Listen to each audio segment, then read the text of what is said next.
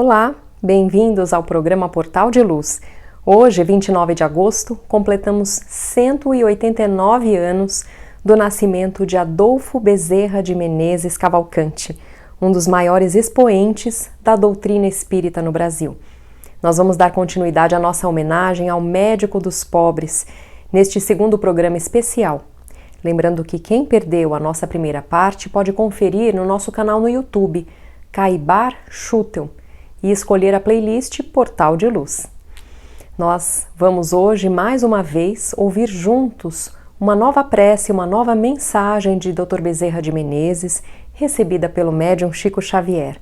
Desta vez, porém, na voz do locutor Oliveira Neto, que foi espírita, falecido em 2014 e uma das vozes mais conhecidas na rádio brasileira nos anos 60 e 70. Almas queridas e corações amados, que nos trouxestes hoje a lembrança do Divino Mestre, consubstanciada em doações de amor.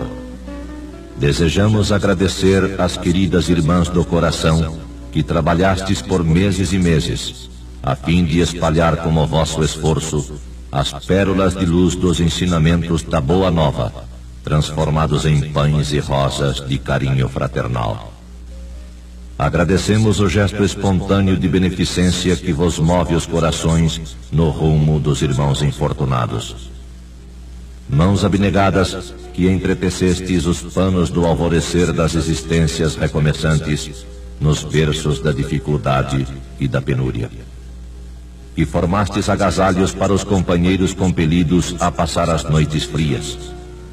Que condimentastes de bondade e ternura humana o pão que distribuístes, enriquecendo de alegria e esperança os lares estreitos a que se acolheram tantos dos nossos semelhantes, tantas vezes esquecidos sob pontes abandonadas. Que vós lembrastes das crianças que despontam de novo para as tarefas do mundo, à maneira de flores orvalhadas pelo pranto materno. Que estendestes luminosidade às irmãs que nunca abandonam os próprios filhos, por vezes órfãos de pais vivos, sitiadas entre inquietação e sofrimento, soerguendo-lhes o ânimo para a fé viva em Deus, que a nenhum de nós abandona. Que recordastes os companheiros marginalizados na invalidez do corpo físico, na certeza que todos eles poderiam ser nossos pais nas trilhas da vida. Que repartistes os vossos sorrisos de simpatia e fraternidade com todos aqueles irmãos nossos caídos na delinquência, reavivando-lhes no espírito a certeza que a vida é a escola de Deus, com as portas abertas a todas as criaturas que anseiam por reajuste e renovação. A vós que semeastes a felicidade verdadeira, plantando a felicidade de nossos semelhantes, ofertando indistintamente, em nome do Cristo nosso Senhor, a quantos se aproximam de nós, as bênçãos do mais alto, convertidos em alegria e paz, entendimento e esperança. O nosso muito obrigado. E o vosso e nosso lar do amor cristão se estenda sobre a terra e se eleve sobre a fronte das criaturas por estrela bendita, guiando-nos nos caminhos para um mundo melhor. São os nossos votos, desejando-vos o Natal das bênçãos, constantemente unidos em seu infinito amor, agora e sempre. Sempre o vosso servidor reconhecido, Bezerra. A vida do Dr. Bezerra de Menezes é difícil de ser resumida diante da extensão da sua obra. No programa anterior, nós mostramos a sua trajetória até tornar-se espírita e, portanto, nós gostaríamos de hoje falar mais da sua contribuição à divulgação da doutrina. Dr. Bezerra ficou conhecido como o Kardec brasileiro por sua postura cristã irrepreensível, considerado um modelo para muitos adeptos da doutrina.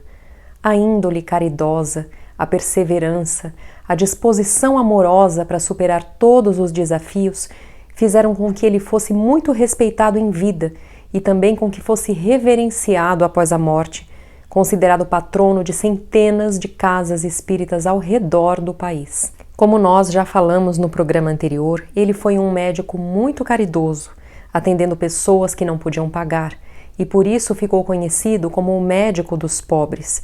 É relatado inclusive nas suas biografias um episódio incrível que diz que ele doou o anel de graduação em medicina para uma mãe, paciente sua, para que ela comprasse remédios para um filho doente que precisava com muita urgência.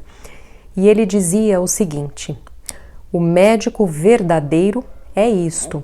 Não tem o direito de acabar uma refeição, de escolher a hora, de inquirir se é longe ou se é perto. O que não pode estar porque tem visitas, o que não pode trabalhar porque se acha fatigado ou por ser tarde da noite, não é médico, é um negociante da medicina que trabalha para recolher capital e juros dos gastos com a sua formatura.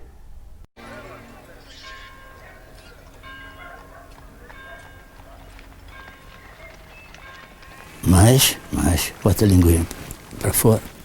Isso.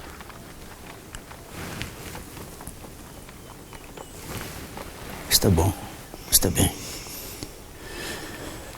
Pode vestir a criança, senhora.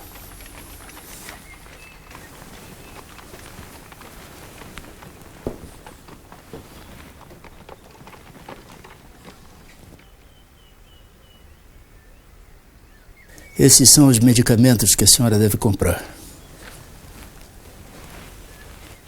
O que a sua filha apresenta tem cura.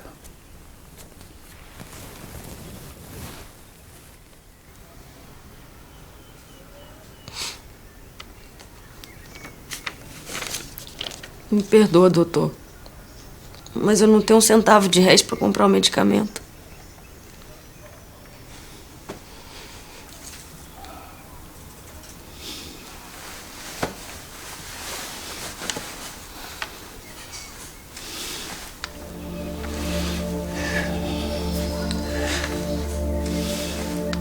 Tome, senhora. Isto lhe será mais útil. Eu não posso aceitar. Não posso. O seu anel de formatura. Ele não terá a menor utilidade para mim, senhora. Se eu não puder exercer o meu ofício em toda a plenitude, por favor.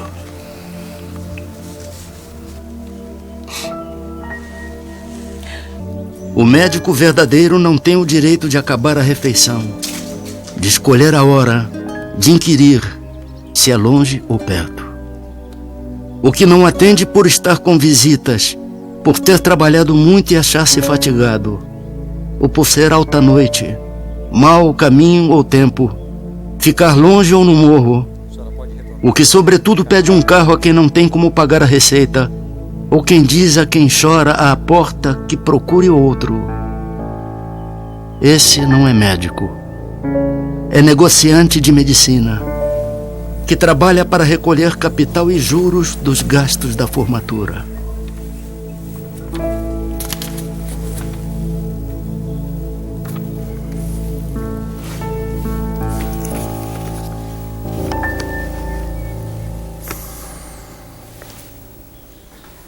Nós já temos inúmeras dívidas do Dr. Bezerra de Menezes.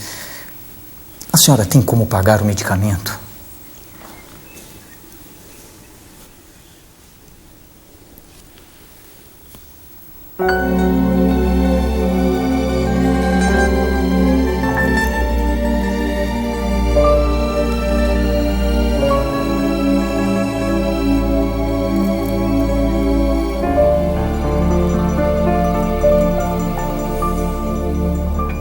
E o Dr. Bezerra teve também uma vida intelectual muito produtiva.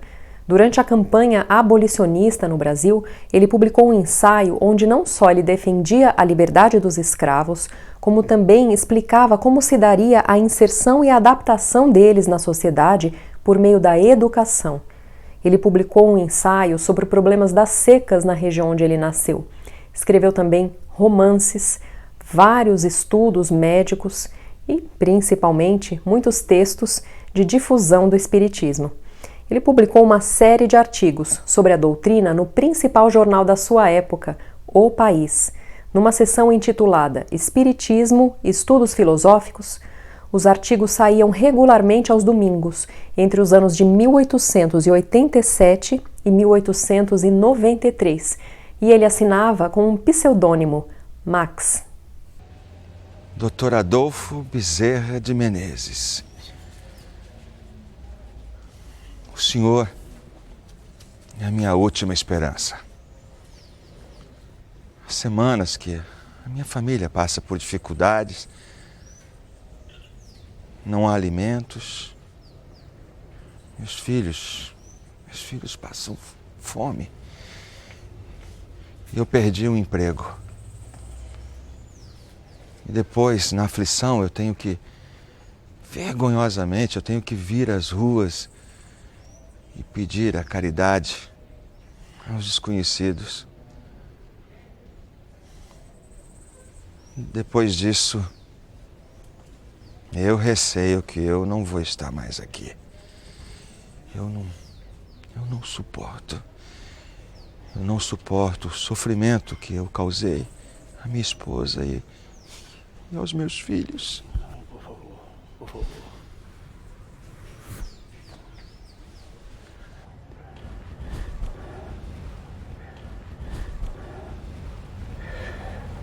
Infelizmente, eu não disponho de dinheiro para auxiliá-lo financeiramente. Mas acredite, não há dor que não possa soerguer-se. E nunca mais diga isso.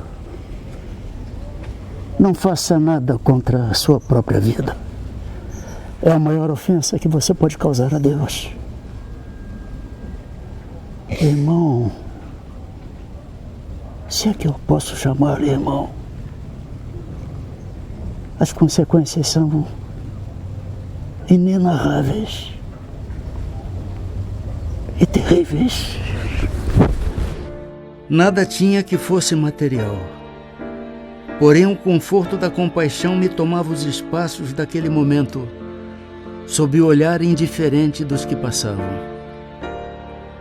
Pedi por Maria Santíssima para auxiliá-lo ao seu soerguimento moral e espiritual.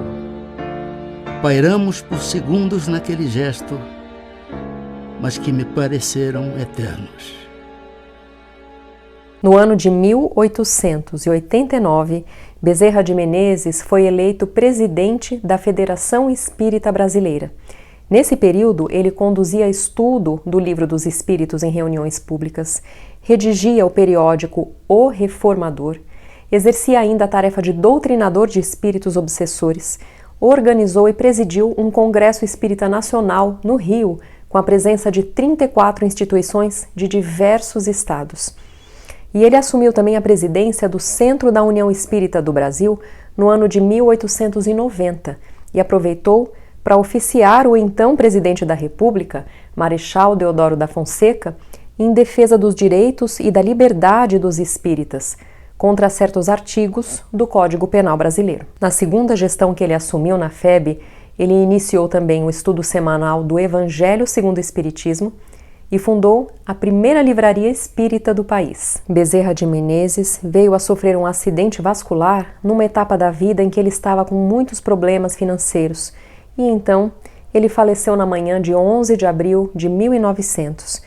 No dia seguinte, na primeira página do jornal O País, lhe foi dedicado um longo texto. Recebeu ainda homenagem da Câmara Municipal Carioca.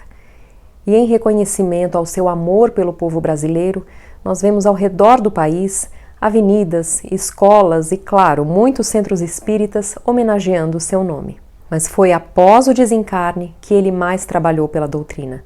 Ele enviou muitos receituários médicos, através da mediunidade de Chico Xavier, para diversas pessoas necessitadas e foi posteriormente designado pelo Mestre Jesus para acompanhar e desenvolver os trabalhos da Associação Médico Espírita do Brasil, que desde então não param de crescer.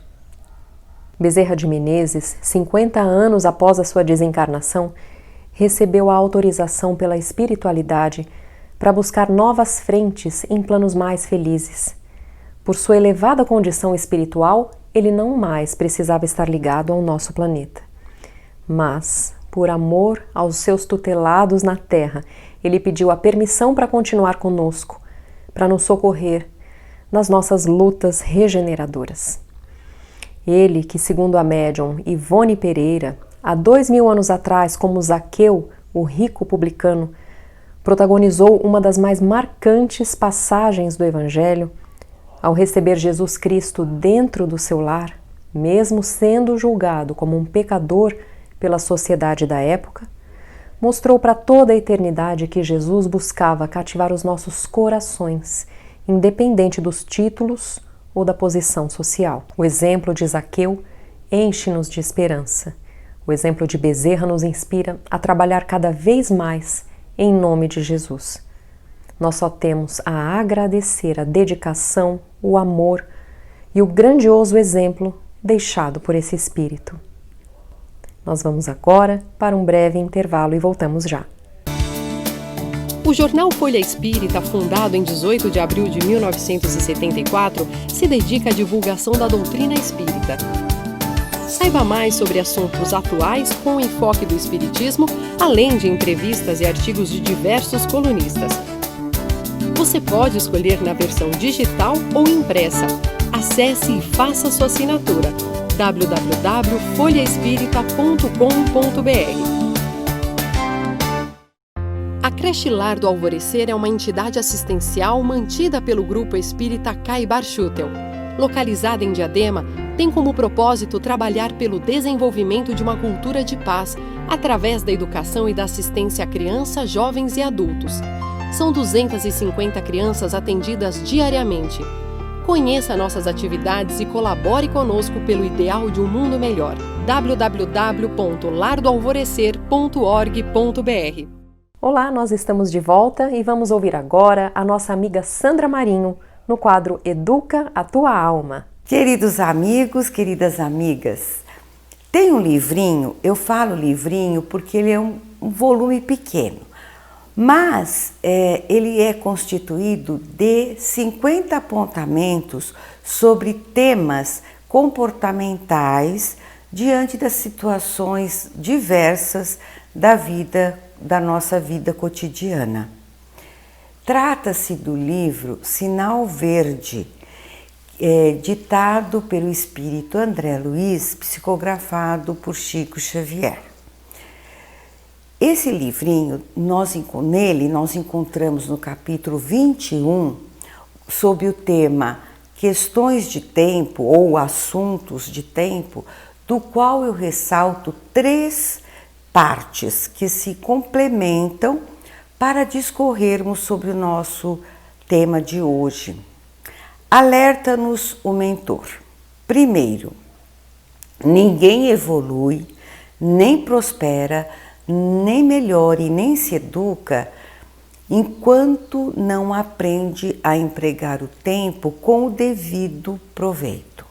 Segundo, o trabalho no tempo dissolve o peso de qualquer preocupação, mas tempo sem trabalho cria fardos de tédio sempre difíceis de carregar.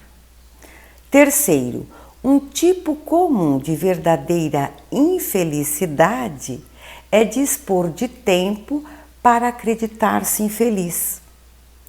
Hoje eu gostaria de refletir com vocês e principalmente com aqueles que neste momento estão se sentindo muito tristes, preocupados, envolvidos por situações difíceis, marcadas por perdas e angústias de toda ordem.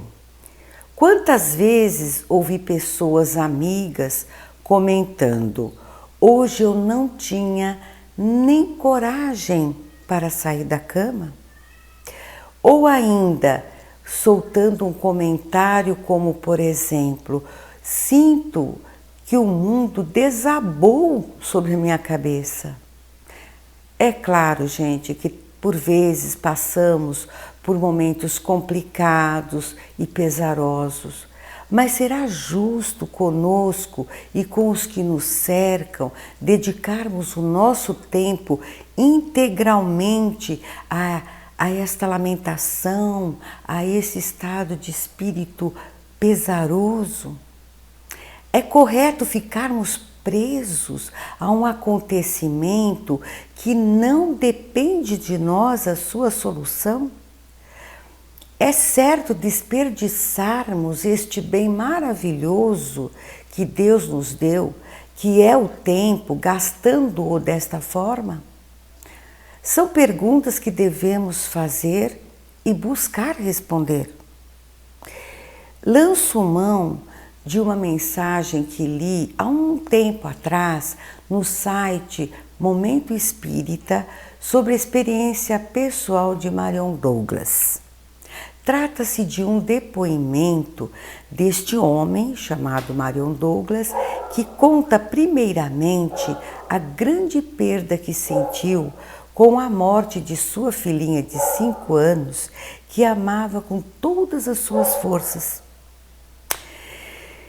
Ele e a esposa julgaram não poder suportar essa primeira perda, mas 10 meses depois, Deus lhe enviou uma outra filhinha.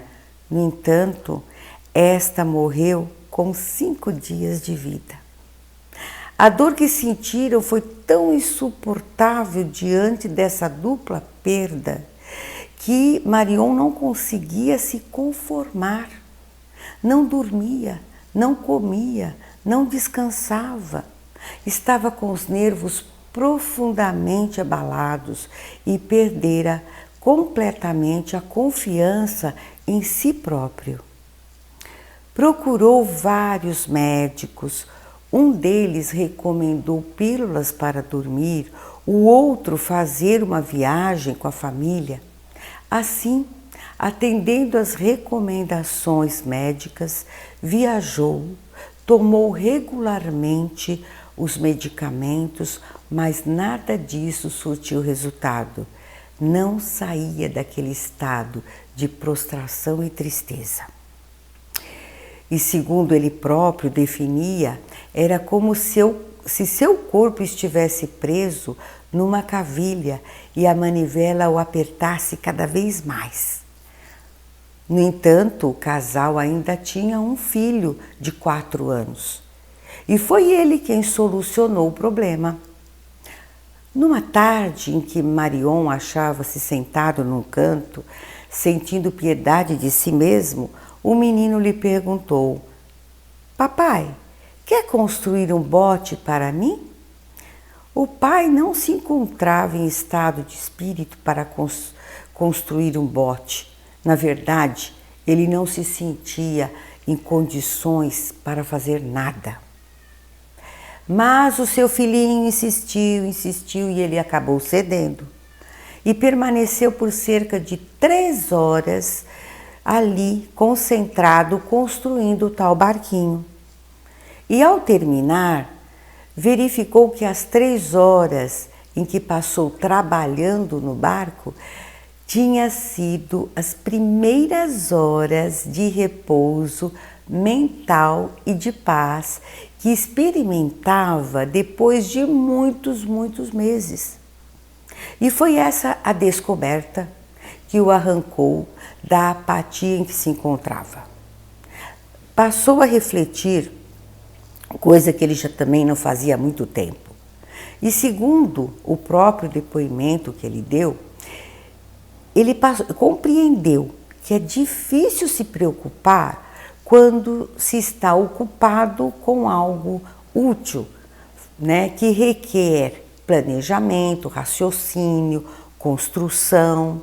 E a construção do pequeno bote expulsou do seu espírito todas as preocupações. E daquele dia em diante, Marion resolveu continuar sempre ocupado, a encher a sua vida com atividades estimulantes.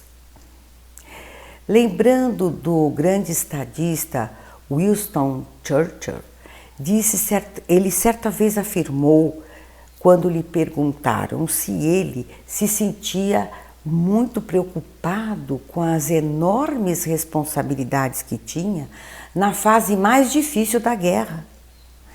E ele respondeu: eu estou muito ocupado, eu não tenho tempo para preocupações.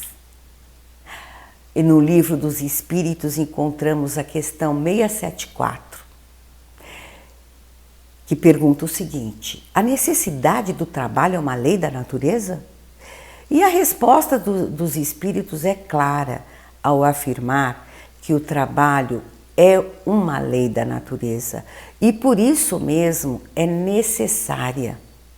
E mais adiante, na resposta à pergunta 675, há a afirmação de que toda ocupação útil é trabalho. Pensemos nisto e até o próximo encontro. E agora nós vamos ouvir o nosso amigo Maida com o Momento Doutrinário. Olá, amigas e amigos, sejam bem-vindos a mais um encontro do Momento Doutrinário. Trouxemos para reflexão os ensinamentos do Espírito Emmanuel, contidos no livro Nosso Livro, Psicografia de Francisco Cândido Xavier, cuja lição 27 refere-se à pergunta: estás doente? Emmanuel, tomando por base o Evangelho de Tiago, capítulo 5, versículo 15, e a oração da fé salvará o doente e o Senhor o levantará. Traz-nos os seguintes ensinamentos com base neste versículo. Todas as criaturas humanas adoecem. Todavia, são raros aqueles que buscam a cura real. Se te encontras enfermo, não acredites que a ação medicamentosa através da boca ou dos poros te possa restaurar integralmente. O comprimido ajuda, a injeção melhora. Entretanto, nunca te esqueças de que os verdadeiros males procedem do coração. A mente é fonte criadora.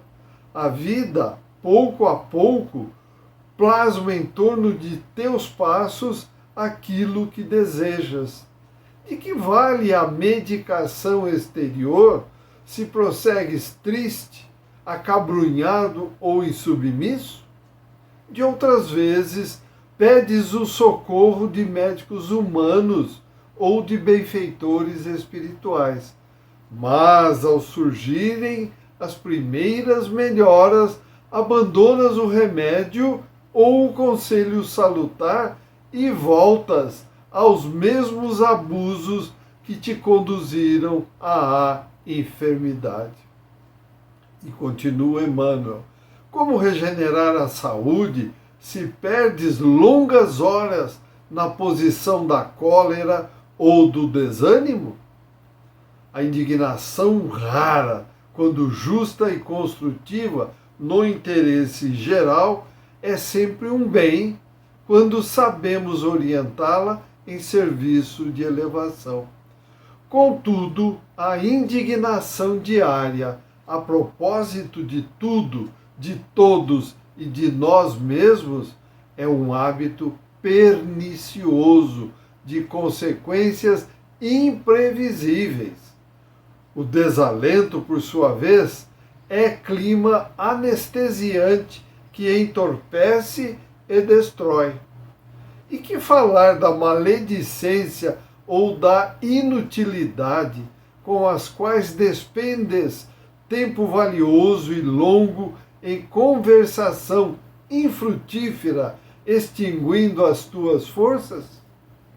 Que gênio milagroso te doará o equilíbrio orgânico se não sabes calar nem desculpar, se não ajudas nem compreendes, se não te humilhas para os desígnios superiores, nem procuras harmonia com os homens?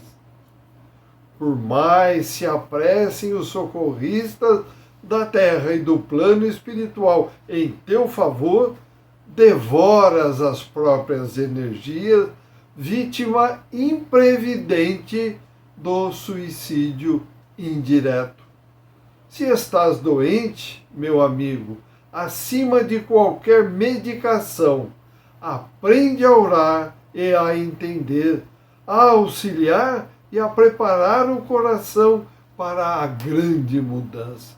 Desapega-te de bens transitórios que te foram emprestados pelo poder divino de acordo com a lei do uso e lembra-te de que serás, agora ou depois, reconduzido à vida maior, onde encontramos a própria consciência. Foge à brutalidade, enriquece os teus fatores de simpatia pessoal pela prática do amor fraterno.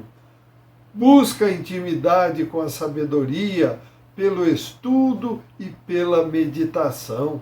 Não manches teu caminho, serve sempre. Trabalha na extensão do bem, guarda a lealdade ao ideal superior que te ilumina o coração e permanece convicto de que, se cultivas a oração da fé viva em todos os teus passos, aqui ou além, o Senhor te levantará. Agradeço a companhia, desejando saúde e paz a todos e até o próximo encontro. Vamos encerrando o nosso programa por aqui. Mandem os seus comentários, sugestões de temas que vocês gostariam de ouvir aqui para o nosso e-mail portaldeluz@folhaespirita.com.br. Uma ótima semana para todos e até a próxima!